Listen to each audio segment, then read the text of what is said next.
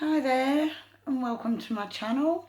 If you're new, my name's Kenley and my channel's called For Fuck's Sake. So, hope you're doing well. I hope you're enjoying the weekend wherever in the world that you might live. That being said,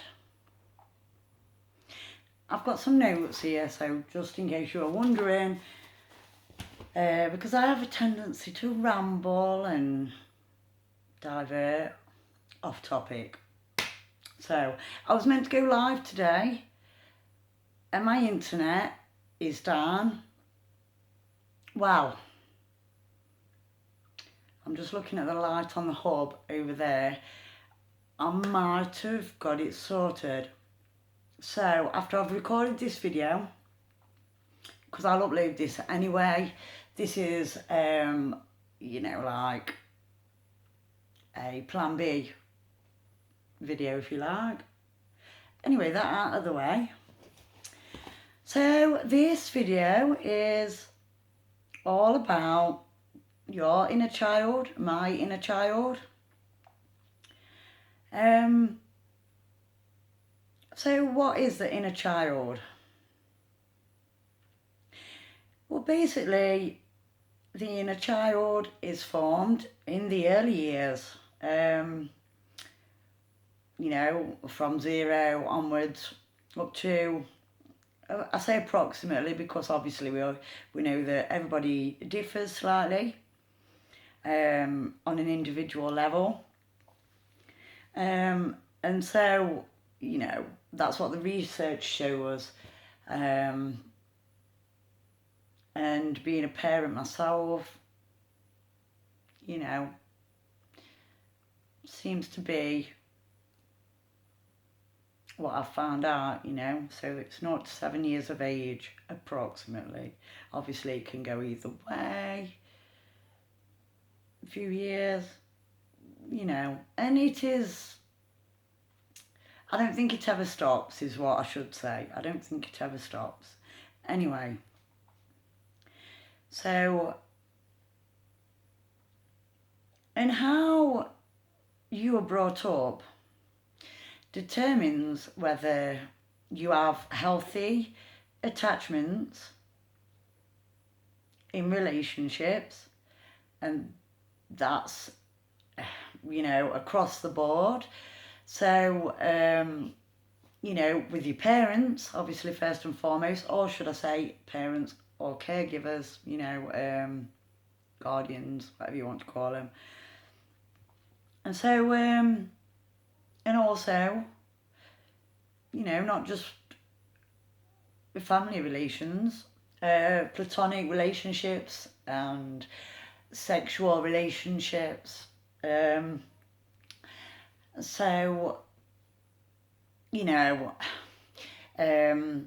There's like healthy attachment is somebody that's well grounded,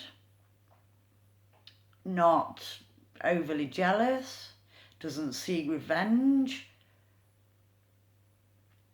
is a good communicator, so we know where you stand in whatever relationship with someone else that might be. They trust more easily, but if they get their trust, say, betrayed, if somebody breaks the trust or something like that, they don't have a problem with the resentment. They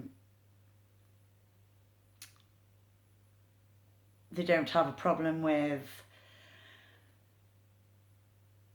trusting other people. They find it possibly easier to forgive and move on without keep going back to seek any form of validation. So let's have a look at my notes. So if your inner child is formed in a loving, patient, and communicative home environment, same difference. The inner child forms or manifests in the form of trust, being able to feel joy, having good boundaries and personal boundaries, you know, like what's acceptable and what's not acceptable. And they don't have any problem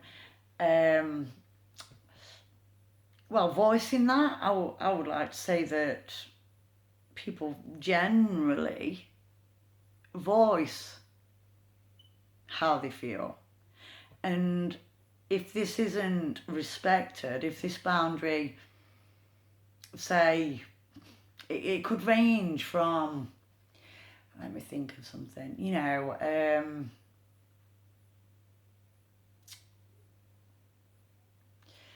somebody doesn't want to rush a relationship, or they say, you know, you're texting me a bit too much, and then you're funny with me, I've got work or I've got whatever. I don't want that. If it's going to be like that, it's over before it started, type of thing, right? It is a bit of a red flag. I just want to point that out. Red flags are something that you need to pay attention to. But I'm not going to divert off the subject. Right. So they also make friends and relationships easily. They can cast their mind back and, you know, remember magical times with family, in interactions, and, you know, like, I suppose we can all refer back to childhood and you know, can you remember the advert, I don't know whether it's Robinson's, I'm not sure, it might not be, but a child on this particular advert comes out with something like, is the sea there because somebody left the tap on? That childlike wonder, that magic, and that in awe of things, and being able to explore in a healthy way. You know, if somebody upsets them at school, you know, the parent of the child that's upset will not take it to heart like it's a personal thing. Now, we all know that if somebody hurts our loved ones, it doesn't just hurt them. Seeing them in pain hurts us also. But that being said, when it pertains to children, you shouldn't try to soothe the child by saying things like, well, they're not worth bothering with, just ignore them. And in a healthy, you know, child environment, you know, obviously you might want to give a cuddle, you know, if the child wants some consolidation, but the parent wouldn't try to quieten the child, calm the child down, tell them to shut up, get annoyed with them, and lose patience with them. The parent validates how they're feeling and lets the child feel that emotion in a safe place so they can express that however that comes out. And if for whatever reason it doesn't take the healthy route, the parent will intervene, get down probably to eye level,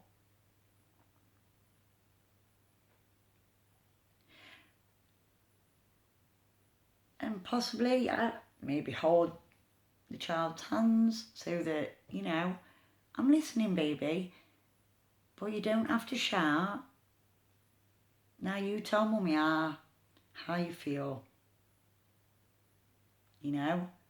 And then, you know, it would prompt the child to probably talk about it rather than have a tantrum. You know, I mean, all children have tantrums. There's a, you know, a broad range of what a tantrum is, or a spectrum level, whatever you want to call it. But, you know, there's many. And so you have to use your intuition.